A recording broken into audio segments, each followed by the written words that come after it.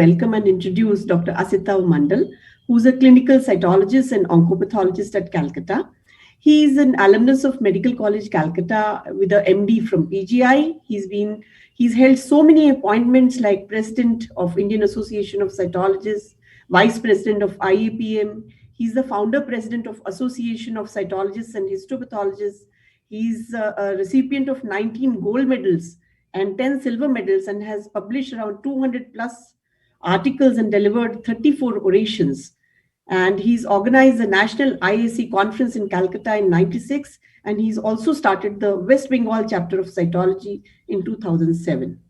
He's presently on the editorial board of 5 national and international journals of pathology, cytology, and oncology. I welcome Dr. Asitav Mandal for his talk, please. Dr. Jasvinder Kaur for introducing me in such a nice way. Whether I deserve it or not, I don't know. But you have done boostering me in the talk. And I know you personally. I have met you in PGI conferences also over there. And thank you, Dr. Neeraj sir, for inviting me in this lecture. Wish all of the delegates a very happy 2021, with happiness, peace, and satisfaction and success. Let 2021 work as we think about it in the. So this is Dr. Neeraj Jain who has invited me in this conference. I'm very grateful and it's a proud privilege to have him with me in this conference. Thank you so much, sir. Now, pathology is such a subject we usually go by second choice, but if we go in pathology by first choice, then it becomes a passion, because pathology is what we think is the most important for diagnosis, not only for diagnosis and also for treatment purpose.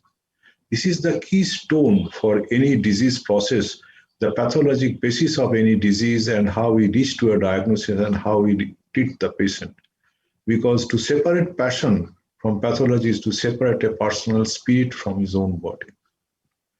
Now, a teacher this is from Tagore, a teacher can never teach unless he is still learning himself. A lamp can never light another lamp unless it continues to burn its own flame. So I'm here not to teach, but to share with you. The diagnostic approach to non-odontogenic pediatric maxillofacial tumors.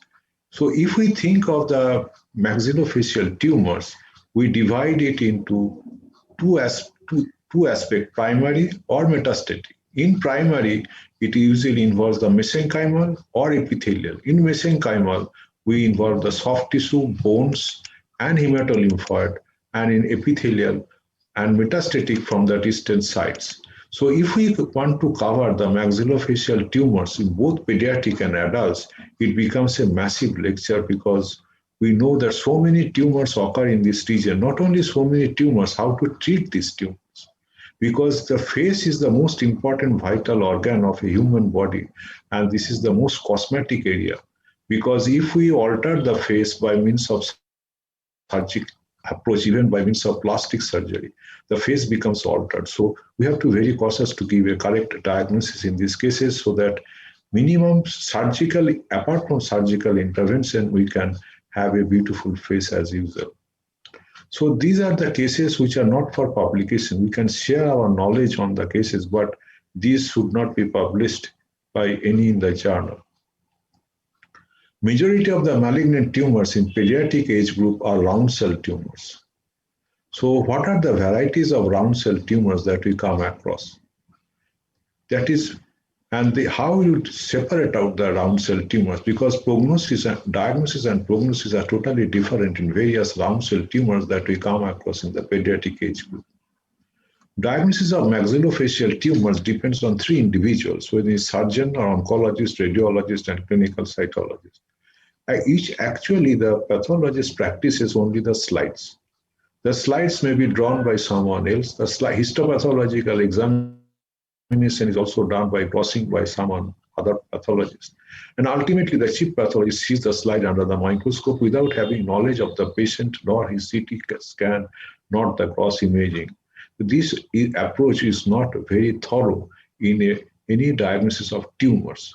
First, a patient comes to a surgeon. A surgeon examines the patient and complains and see the patient thoroughly. Then he sends the patient to a radiologist to assess the tumor. Where is the tumor? Where is the location of the tumor? How big is the tumor?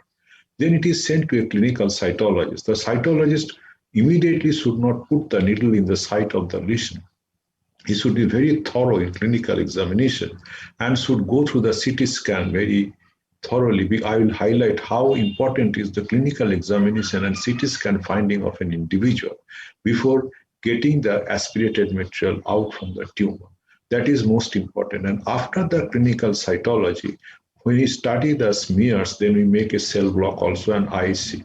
And then we can give a confirmatory diagnosis without going for incisional biopsy in majority of the cases, because in soft tissue tumors, and particularly in bone tumors, we get a lot of material by aspirated material from which we can make the cell blocks. So diagnostic approach of maxillofacial tumors is clinical presentation is very important. Sometimes if there is a huge maxillary tumor where the superficial skin is not involved, so the patient only comes some pain, and the pain possibly that they are taken from toothache or some inflammatory lesion. But when we see the CT scan or MRI, we get really shocked that the patient has such a big tumor without involvement of the outside structure. Sometimes also the skin is involved or the superficial part is involved, and the deeper part we cannot assess without the CT findings to see the invasion in the underlying bone. So the site of origin of tumor is very important. Imaging we usually do by high resolution contrast enhanced CT. Why we do contrast? Because we see the vascularity, the size of the lesion, the site of the tumor, operability, the vascularity, nature of necrosis, hemorrhage, and whether the solid areas of the tumor, and by which we can make out, at least from the CT scan, we are dealing with a malignant tumor or benign tumor. And if malignant, by a competent site radiologist can also highlight that by knowing the site of the lesion, they can also highlight the nature of the tumor even by MRI. Now, this first thing that we can do is not for going for incisional biopsy, because incisional biopsy in some of the cases may be a failure, not to get the good amount of adequate tissue, and sometimes representative tissue may not come out. But if we do the cytology under guidance of CT scan to put the needle in the proper site, get the aspirated material out, and then make cell block and do the cytology itself. So assessment of the aspirated material is very important. And for this, after making cell block, we can do IHC. So that is a good amount of aspirated material is required. And for this, we have to put the needle in the proper viable area of the tumor. We should avoid the necrotic hemorrhagic area where we will not get the good representative material. That is very important for a cytologist to put the needle, to see the patient, to see the CT scan, and then with the guidance of a radiologist, he or she should do the FNAC. FNAC should always be done by a cytologist with guidance of a radiologist. Radiologists should not perform FNAC, neither a clinician, because they cannot assess from the naked eye whether the good amount of material has come out from the representative area of the tumor. So that is why FNAC is now losing its fame or the confidence, because these are not practiced by routine by very good cytologists. Everyone is putting the needle and trying to get the material from any swelling wherever is it located in the body, and it ultimately fails because it is necrotic or only blood mixed material. Then after getting the diagnosis, the patient are subjected to operative findings, and gross examination of the tumor is very important. And to take the photograph is very important. The gross examination should not be mutilated specimen. The specimen should be thoroughly examined, photographs should be taken, and then from the viable areas, from the resection lines, the associated lymph nodes, sections must be taken. So orientation of the specimen should be very important, and the gross examination. After that, we can do histopathology and IHC.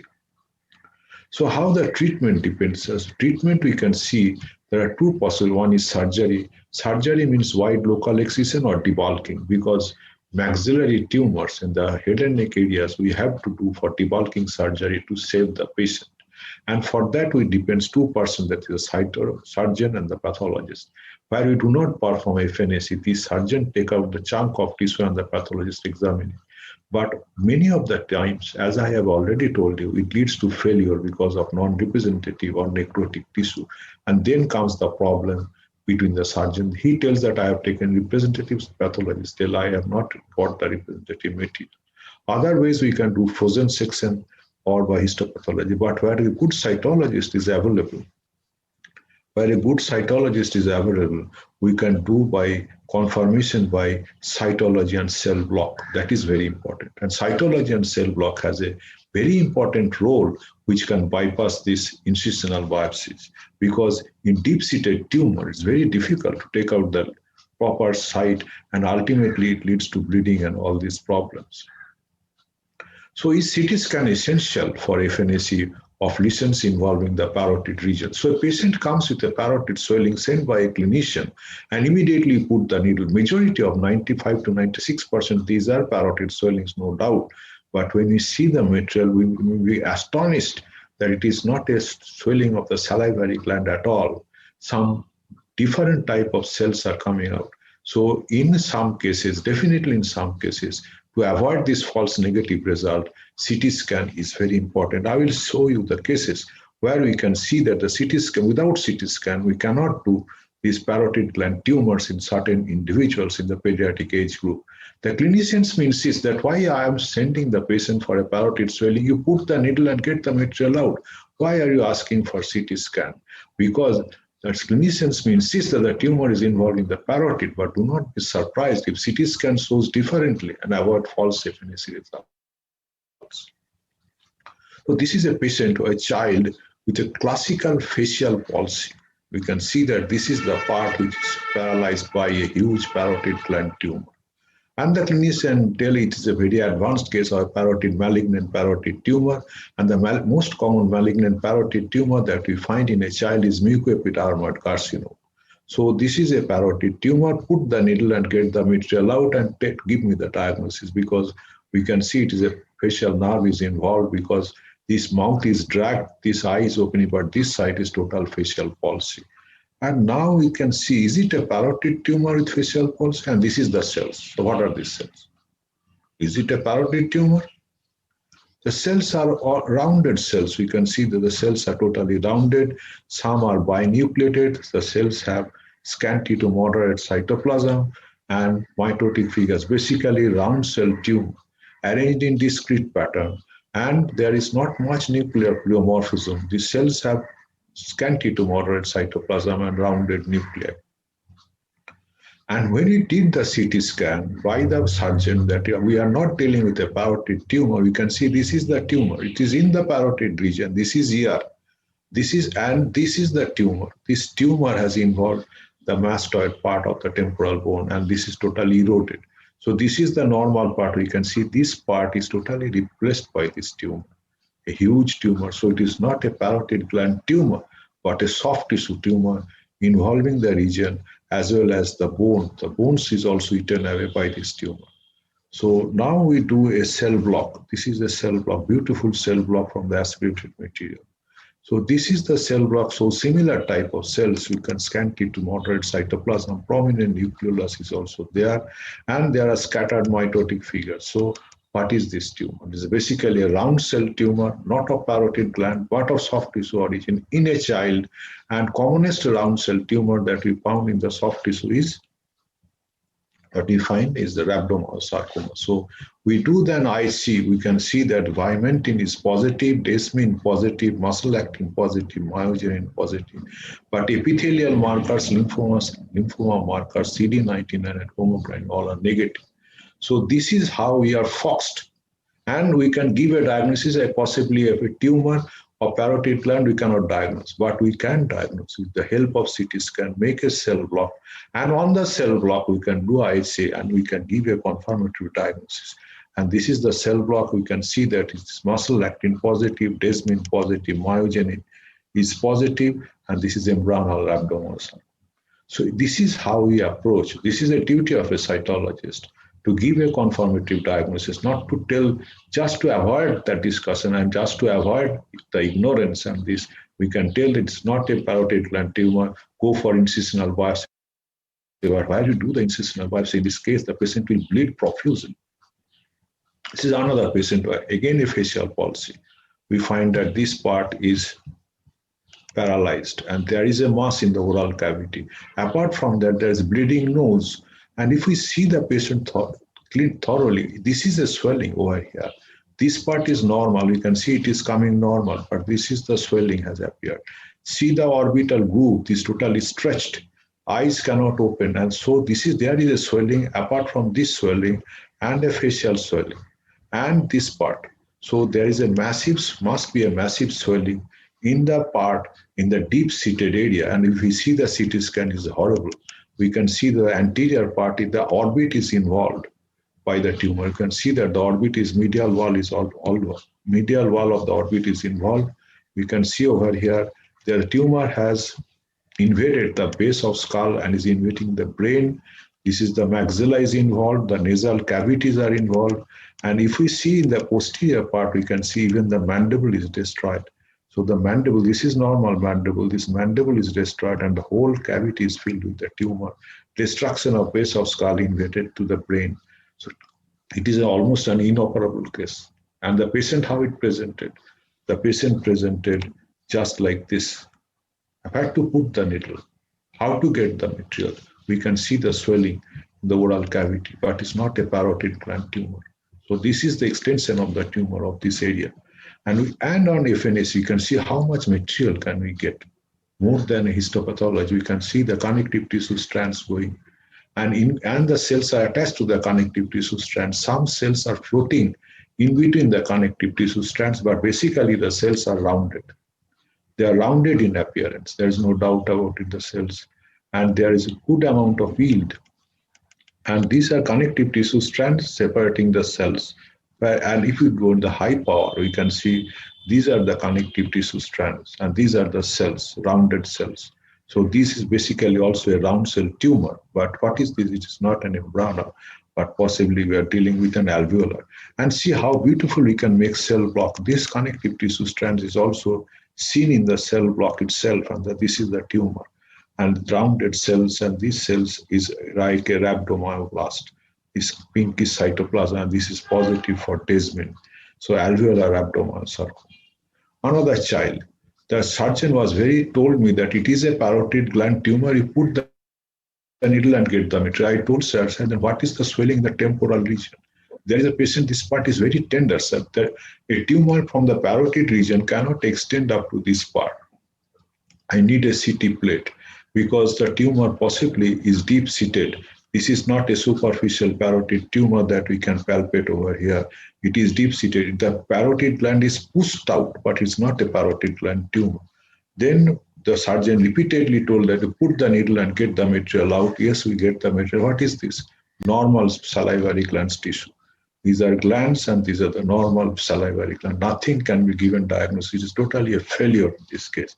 But when the surgeon was convinced that possibly we are not dealing with a parotid tumor, then we did a CT scan. And what is the tumor? Tumor is here.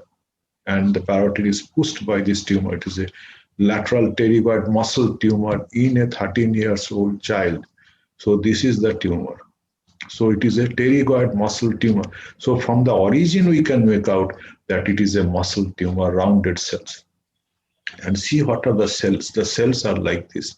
There are rounded cells, but what is this? This is a classical giant cell with wreath-like nuclei.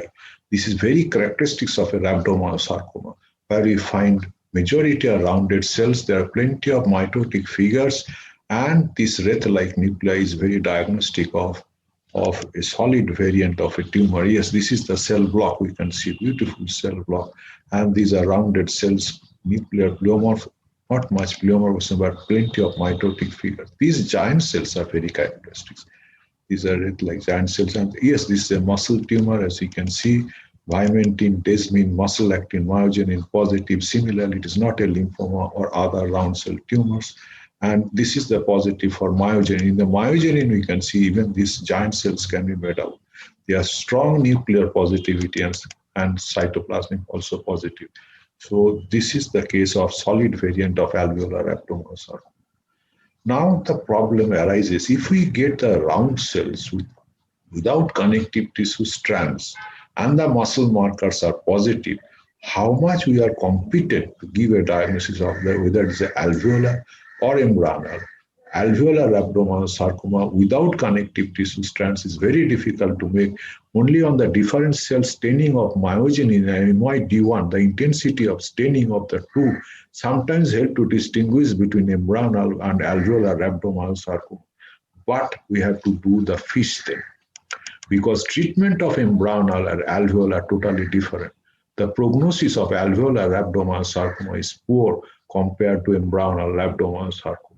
But the alveolar rhabdomyosarcoma shows translocation of FOXO1 gene with PAX3 or PAX7. So we have to go for FISH analysis in this test, and we cannot avoid telling that we can't do it because the prognosis is totally different. So in 60% cases, they are positive for PAX3 FOXO1 fusion gene and are poor outcome. So this is the way how you can reach. Sometimes molecular studies become essential to diagnose these round cell tumors. This is another patient. We can see a fungating mass coming from the ear, from the nose, and this is a huge mass in the maxilla. This orbit is involved, and the tumor is over here, and such a big tumor over here. And if you see that this is the tumor coming from the nose, it is protruding from the nose, and this part is going up to the level of nasopharynx. This bone is totally destroyed. Both nasal cavities are destroyed by the huge tumor over here. And if we see further, this is the importance of seeing the CT scan. A pathologist, cytologist cannot tell that I do not understand radiology. He has to understand radiology. It is not difficult if you make a habit of seeing it only, because this is the tumor. You can see this is the large tumor with extensive bone destruction. Both nasal cavities are destroyed, maxilla is destroyed, and the orbit is also involved. So what is this tumor? We find the spindle cells, clump, some, and distinctly separate. There is pleomorphism. There is no doubt that is a spindle cell tumor. And we can see that these are the low power and these are the high power of the spindle cells. And this is a very classical spindle cell tumor. But what is this spindle cell? Is it a fibrosarcoma, leiomyosarcoma? What type of tumor is it? And if you see this is the cell block also tells that it is a spindle cell tumor. And this spindle cell tumor, we can see that from the cell block, this cytokine AE13 is positive, negative cytokine, that is keratin, it's not an epithelial. Vimentin is positive, myogenin is strongly positive. So this will give a diagnosis of spindle cell rhabdomyosarcoma. The patient was referred to some higher center where they have given a diagnosis of spindle cell sclerosing rhabdomyosarcomas, because if we see the myogenin, this myogenin is patchy over here and not very strong. Desmin is also patchy, but vimentin is strong, and MYD1 should be very strong to level it as a sclerosing rhabdomyosarcoma or a spindle cell rhabdomyosarcoma. Now, this is another child. We find a large mass in the oral cavity, but this mass is not fungating. This mass is not hemorrhagic, but is a solid mass with multinodular pattern, and the maxilla is involved. So this is a large tumor over here. So if we do a CT scan, we see that the nasal cavity is destroyed, maxilla is destroyed, bone is destroyed, it has come out from this area. Orbit is also destroyed, and if you see the inferior wall of the orbit, this is the normal orbit, this is the normal, the destroyed orbit, and then inferior wall, this wall is also destroyed. So the tumor is occupying the maxilla, the nasal cavities. Then it has come through the palate inside the oral cavity that we have seen clinically. It is the palate is destroyed over here. And this is, so where to take the biopsy, how to take the biopsy? It is the only thing that cytologists can come to help in these cases. So we did an FNSU, and these are the cells that we found that is the acellular collagenous material mixed with the spindle cells. So this is the acellular collagenous material. We can find even blood vessels in the aspirated material. Very beautiful blood vessels are there. The spindle cells are over there, and these are haphazardly arranged. So this gives a possibility that haphazardly arranged spindle cells, blood vessels, acellular collagenous material. We keep on thinking, what is the tumor? It's not very difficult. You can see that CD34 is positive. That is the landmark of this tumor. So this is acellular collagenous material, hemangiopericytoma, like arrangement of the blood vessels, and the haphazardly arranged spindle cells. CD34 is positive, BCL2 is positive, vimentin positive, CD99 positive. So you can see that this is vimentin is positive, CD34 and BCL2 positive, while cytokeratin is negative, solitary fibrous tumor. So will you do biopsy in this case? Will you go for excision? We should go because it looks like not so malignant, isn't it? But the clinically and the radiologically, it's a highly malignant tumor. So we have to get some representative material in this case. So we have taken out a chunk of tissue from this mass. From the see the multinodularity is also here, as we have seen clinically, the multinodular tumor over here. And if we go for histopathology, you can see these are the tumor of the acellular collagenous material. We can see plenty in between the spindle cells and the hemangiopericytoma like blood vessels. So these are the areas that we can see. Even in hyper, if we see the blood vessels, hemangiopericytoma, acellular collagen, and the spindle cells. So, but we are not pleased until unless we find some malignant potential. And we did more sections where we find that spindle cells have now become pleomorphic. It has become more cellular, and the cells are also pleomorphic with mitotic figures. So now it is proved that it's a malignant solitary fibrous tumor where there are plenty of mitotic figures scattered in the tumor itself. So it is a solitary fibrous tumor with malignant potential. So in these cases, we can give a diagnosis of solitary fibrous tumor by cytology, cell block, and IHC. But for confirmation of a malignancy, sometimes we have to do for excision biopsy and subject to histopathology. Now, this is a patient with a tumor over here, maxillary tumor. Yes, this is the tumor. And we can see that this is totally destroyed maxilla and the bone is destroyed. This is the normal part. And here it's involved the nasal cavity, maxilla, soft tissue. Such a big tumor with bone erosion. And we can see that these are the spindle cells, but these are pleomorphic spindle cells, not simple spindle cells. They have tail ending wood cytoplasm, and this area showing pleomorphic type of spindle cells. So we did a cell block. We find the same spindle cells that you see over there. But apart from that, what are these cells? What are these cells? This is important. We usually overlook these areas. We usually point out that as we can say cytology, so it is similar, so it is a spindle cell, but these are, what are these cells? It's an important component of the tumor. And these are lymphocytes. These are lymphocytes, inflammatory myofibroblastic tumor. And ALK1 was positive in this case. So this is ALK1 is positive, SMA positive, and vimentin. Where epithelial markers, and is not a synovial sarcoma or a neural tumor or a muscle tumor. So this is positive for vimentin, SMA, and ALK1 was strongly positive. Inflammatory myofibroblastic tumor, but will you give it as simply inflammatory myofibroblastic? It is definitely malignant, as we can see. And the patient, there is total erosion of the bone. So it must be malignant, but cytologically it doesn't look like so much malignant. So we did a histopathology from the tumor, which shows that the spindle cells are now pleomorphic. These are the mitotic figures have come out. So it is a with malignant, these are the inflammatory component, that's the lymphocytes. So it is definitely an inflammatory myofibroblastic tumor with malignant potential. The another facial tumor over here, we can see this is the patient. But where is the tumor? There is no tumor over here, either in the parotid region. There is no tumor in the parotid region. We can see, so there is no tumor over here. But if we see the patient, we can find that this is the ER plug was there. So this is the importance of clinical examination. There is a lesion, means that the patient was bleeding from it. So when you remove the cotton, there is no parotid tumor. Where is that? Then the patient has facial palsy. But when you remove the plug, we can find that there's a huge tumor over here. Whole ear is involved. The mastoid is destroyed. So this is the normal part. And this is normal ear canal. But here we find that the whole of it is destroyed. Not only there, it is destruction of the bridge of bone. So this is the mass over here. So it's not difficult to get some aspirated material from this case by a very thin needle over here. So if we get it, we got it. Again, a round cell. Where is the round cells? We can see the tumor is destroyed. So can it be a bone tumor with destruction of the soft tissue involvement? And there we found also the rounded cells. And there are some tendency to form clumps and some are discrete pattern, but that background, tigroid background is missing that we find in Ewing's, but we found rosettes, beautiful homarite-like rosettes. Even in cytology, we can appreciate the beautiful rosette that we can see by cytology. And what we find apart from this, that the cells have vacuoles inside it. We can appreciate the vacuoles inside the cells. So there are some vacuoles. Definitely, we should see the slide thoroughly before jumping to a dialogue. We can give a clue.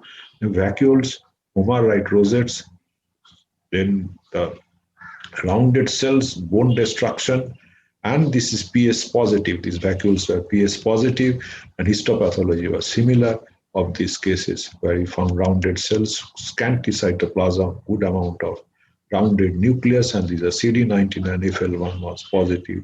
Now diagnosis is not difficult, it is Ewing's sarcoma. Now this is another patient where we find this is a fungating mass along with the ER. So where is the tumor? Is it a tumor of the skin? But it is a bleeding mass in a child. So if we do a MRI, we can find how it is look like. This MRI is very important. This is the tumor. This is the necrotic area of the tumor, but this is the tumor. How is it look like? It looks like sun ray appearance in the peripheral part. That gives a clue to a radiologist that whether you are dealing with a bone tumor, and this is the whole bone is destroyed. And if we see that, yes, this is another MRI where you find highly vascular tumor, that's the rich vascularity is over there. But this is the necrotic area of the tumor. We did a cytology and we can find out that these are the multinucleated cells, mitotic figures. There are pinkish material in the background. So these are the highly pleomorphic and the bone tumor with sun ray spicules, and this is osteoid. So this is not difficult to tell. This is osteoid. These are the malignant cells over here. And the diagnosis made a beautiful cell block. We can find that cell block was also this osteoid right there in the cell block. And these are the rounded cells. So this is definitely not a problematic case. It was a diagnosis as a histology was also done only for confirmation of the case. And this is osteosarcoma. This is an interesting case. Clinically, what we find is a red, rapidly growing mass. But what are these areas? Eye is all involved. The patient is blind. But we find that there is incisional mark. Definitely surgery has been done in these cases. We can see this is a post-surgical case, means either possibly a recurrence of the tumor. And the patient didn't give us any record because it was lost. But the scar is there and the tumor is appearing very fast after either by the excision, that the excision was not done thoroughly and the tumor is there. And if we can see the CT, we can see the maxilla is destroyed, orbit is destroyed also. And this is the soft tissue mass which has infiltrated deep inside the cavity with destruction of the bone. And this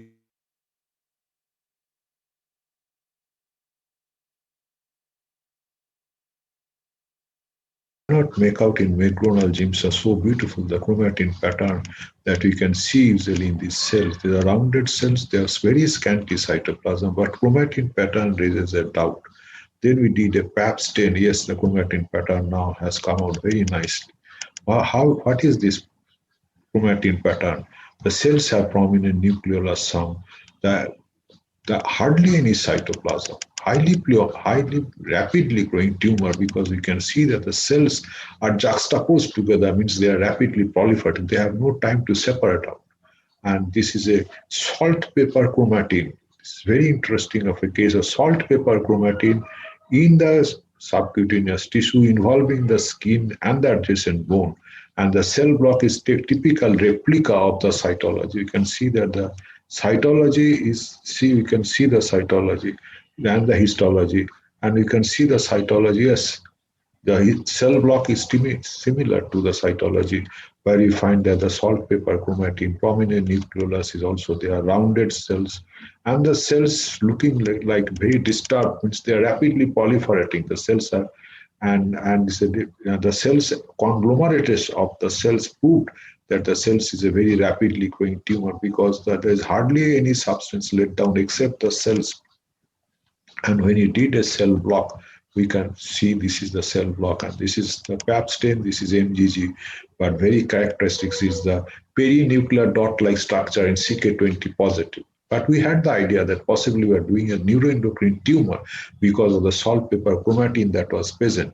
And on the cell block, we did not go for incisional biopsy, only by cell block and cytology, we found that to NAC positive, synaptophysin positive, chromogranin positive, and proliferative index was more than 50%. So we give a diagnosis of Merkel cell carcinoma of face infiltrating orbit.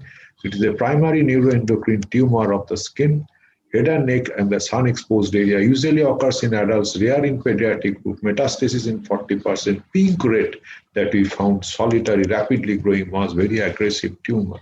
And there's a small round blue cell tumor, different cell diagnosis. So many round cell will come, metastatic small cell from lung. But in child, this should be ruled out. We have ruled out squamous cell, small cell Acrine's carcinoma, small cell melanoma, PNET and NHL. IC is positive for CK. CK is very important. That is perinuclear dot-like structure, or the globules, NAC, chromogranin, synaptophysin, CD56 will be positive, and negative for S100 and CA. And this is the very important to rule out the round cell tumors that we have: Merkel cell, small cell carcinoma, small cell melanoma, lymphoma. And this, if we do cytokeratin 27, neuron filament, neurospecific, and always thyroid transcription factor S100. So Merkel cell carcinoma will be positive for CK20, negative 7, neuron filament positive, then neuron specific enolase positive, TTF was negative, S100 negative, and LCA negative. But in small cell carcinoma of lung, they are positive for CK7. And this is neurofilament is negative, but positive for NAC, neuron specific enolase. And this positive for TTF1 is also positive, negative for S100 and LCA, but small cell melanoma is positive for, we can find S100, and rest are negative. And in case of lymphoma, all are negative LCA. So this is the very important IC panels that we can do in cases of small cell carcinoma of skin. Now this is a child. You can see that the child is almost giving birth with a huge tumor in that. So the child cannot take the food properly also. And this is the tumor over here, maxillary tumor. And if we see the CT scan, we can find it's a large tumor involving the maxilla, lower jaw. The whole mass is filled with the tumor itself. We did a cytology because we find mature squamous cells. So are we dealing with and the tumor you can see over here is totally an encapsulated mass, isn't it? There is no bleeding, nothing. So we are thinking whether it is an epidermal or a squamous cyst, some cyst of the oral cavity which consists of squamous cells. And now we have seen in the more slides, we can find these are malignant squamous cells. So where from the malignant squamous cell has come? This is not benign. These are the mature squamous cells, but these are the malignant squamous cells over here. There's definitely some malignancy over here. And we can see over here that this is the tumor where we find the keratin is there, and this is definitely malignant squamous cell carcinoma. And the tumor is removed, we can find lots of sebaceous like whitish material and the solid fleshy mass of the tumor. And we can see this is the tumor and the variegated appearance, but the plenty of sebaceous material was there and the solid tumor of the squamous cell nature. And this is the section we can see. We can find that there are a lot of thyroid follicles, right? We can find the cartilage. We can find lining of squamous epithelium. And apart from that, we can find the sebaceous material, plenty of sebaceous glands were there where we find aspirated. The keratinous material was present. And then we can see in more sections, we can find keratin is there. But these are the inflammation by lymphocytes, but these are the definitely malignant squamous cells. And as you see on the moon power, this is definitely squamous cell malignant. So how the patient has given with the squamous cell carcinoma in a teratoma. So we did an IHC of this and we can find that it is P63 positive, CK positive. So this is the mature, that is the squamous cell carcinoma moderately differentiated, and this is the dysplastic squamous cells, and this is malignancy where you find P63 was positive. So teratocarcinoma of oral and mesiomaxillary region. This is hardly we can come across these cases in pediatric age group. This is I think if you go through the report, very few, only 2 or 3 cases have been published of the teratocarcinoma of the oral cavity and maxillofacial region. Now coming to my last case, this is a child almost born where we born the tumor as if, and we can see that this the tumor in the maxilla, bilateral maxilla is involved, the orbit part of orbit is also involved, and so big is the tumor that during delivery, the cesarean sex, it was done by forceps delivery, and this is the tumor is also over here. That is, this part is ulcerated due to the delivery time, and we can do the CT, we can find that the large maxillary, bilateral maxillary tumor over here, totally destruction of the maxilla, and we can see this is very characteristic. So we don't have to go for further. What is this? This is foamy histiocytes. So, and these are the cells, large cells, blue cytoplasm vacuolated. So this is a starry sky appearance of the cells. We can find this is foamy histiocytes, and this is ingested histiocytes over here, and these are the malignant blue cells, B cells, with deep blue cytoplasm, intracellular vacuoles, and it's a highly aggressive tumor. Tingeable, this is called tingeable body macrophages. So this is tingeable body macrophages. We can see these are the large cells scattered over here. And we did a histopathology where we find these are tingeable body macrophages. This is the blue sky. The blue sky is made of these cells. And starry sky means these starry stars are these cells. And this is the blue sky is made of blue cells, that is the lymphocytes, and the stars are the foamy histiocytes, but plenty of mitotic figures. You can see we don't have to search them. They are staring at us. And this is positive for CD20, CD10. BCL6 proliferative index is almost 100%. This is Burkitt's lymphoma involving bilateral maxilla and soft tissue. This is a highly aggressive B-cell NHL. Translocation and deregulation of CMYC gene on chromosome 8 types is endemic, African, sporadic, non-endemic, US and Western Europe, and immunodeficiency, HIV and AIDS. Endemics involve jaw and facial bones, sporadic involved abdominal involvement and ascites, and CNS involvement. All cases relation of falciparum, that is very important. This is found in the Africa, falciparum infection. It helps in the proliferation formation of EB virus positive cells into a more aggressive Burkitt's lymphoma. Lipid vacuoles are the airtight smears. So starry sky appearance, benign histiocytes with ingested apoptotic tumor cells, which I have shown, are the stars, tingeable body, and the basophilic tumor cells are the sky, and the growth factor, that is proliferative index, should be almost 100%. So how the malaria works?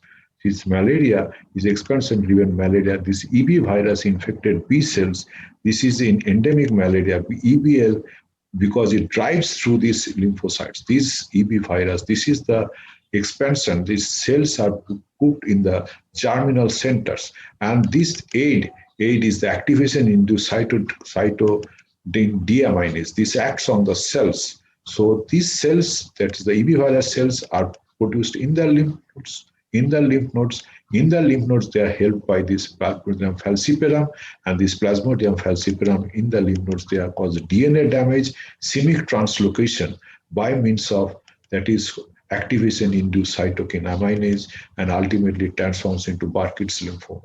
So with this, I want to say that this is the position of a cytologist, but it may fall down at any extent, but with the clinician and with the radiology and with help of the cytology, one can come to a definite diagnosis. The only thing is that we have to get good amount of aspirated material. The yield should be very high, whether the yield is fish or vegetables or apples or flowers. Yield should be very good, from which we can make the cytology, cell block, and IC.